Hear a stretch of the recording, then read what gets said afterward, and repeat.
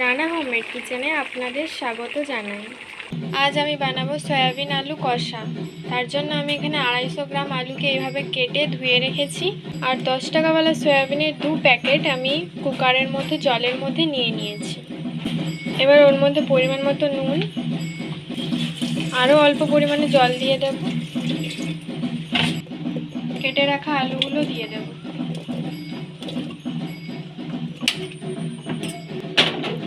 এবার একটা সিটি দিয়ে দেব। একটা সিটি আমি দিয়ে দিয়েছি। এবার খুলে দেখবো সেদ্ধ হয়ে গেছে কিনা।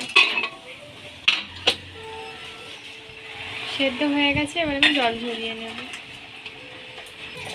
জল ঝরানো হয়ে গেছে। আমি এখানে কুকারে সেদ্ধ করছি, কেননা আমি সয়াবিনটা ভাজবো না। আপনারা যদি সয়াবিন ভেজে করতে চান তাহলে কুকারে সেদ্ধ নাও করতে পারেন। এমনি গরম জল করে 10 মিনিট ভিজিয়ে রাখলেই সয়াবিনটা ভিজে যাবে। আর আমি আগে থেকেই কড়া বসিয়ে দিয়েছিলাম। কড়াটা গরম হয়ে গেছে। এবার ওর মধ্যে আমি পরিমাণ মতো সরষের তেল দিয়ে দেব। একটি তেজপাতা, হাফ চামচ ছোট চামচের গোটা জিরে। জিরাটা হালকা ভাজা হয়ে গেছে। আর আমি আগে থেকেই টমেটো কুচিয়ে রেখেছিলাম একটা বড় সাইজের, ওটা দিয়ে দেব। অল্প পরিমাণে নুন দিয়ে হালকা ভেজে নেব।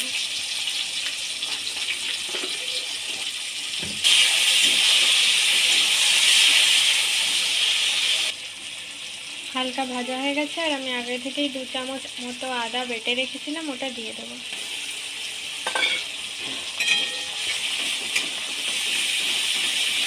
দিয়ে হালকা কষিয়ে নেব।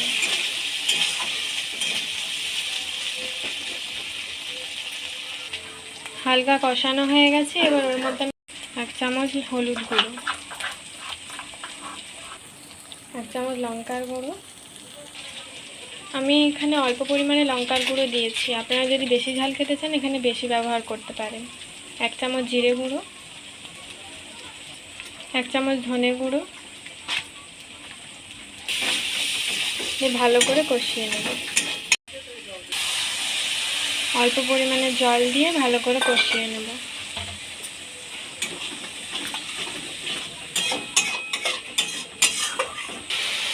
কষানো হয়ে গেছে। যখন দেখবেন মশলার গা থেকে তেল ছাড়ছে তখন ভাববেন কষানো হয়ে গেছে।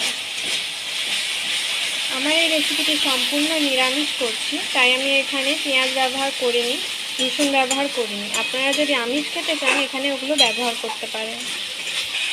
এবার আমি ওর মধ্যে সেদ্ধ করে রাখা সয়াবিন আর আলুগুলো দিয়ে দেব। দিয়ে হালকা নেড়ে নেব।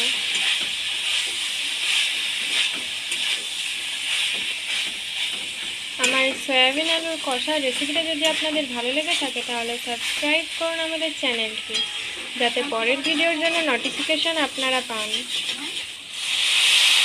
এবার অল্প পরিমাণে জল দিয়ে দেব। আমি এখানে চিনি ব্যবহার করছি না, কারণ এখনকার দিনে আলু খুব মিষ্টি হয়। আপনারা যদি চিনি ব্যবহার করতে চান করতে পারেন। এই রেসিপিটা সম্পূর্ণ নিরামিষ। আপনারা বাড়িতে অবশ্যই ট্রাই করবেন আর খেয়ে কমেন্টে জানাবেন কেমন লাগলো। আমি এখানে ঢাকা দেব না, কারণ আমি কুকারে সেদ্ধ করে নিয়েছিলাম, তাই এখন সেদ্ধই আছে এগুলো, তাই আমি এখন ঢাকা দেব না। এবার অল্প পরিমাণে সানরাইজ গরম মশলা দিয়ে দেব। হালকা নেড়ে নেব। আমি এই যে দেখতে পাচ্ছেন এখানে ঝোল ঝোল আছে, আমি এরকমই নামিয়ে দেব, কেননা রেখে দেওয়ার পর সয়াবিনের ঝোলটা টেনে নেবে। আমার সয়াবিন আর আলুর কষা তৈরি। এবার আমি নামিয়ে নেব। নামানো হয়ে গেছে।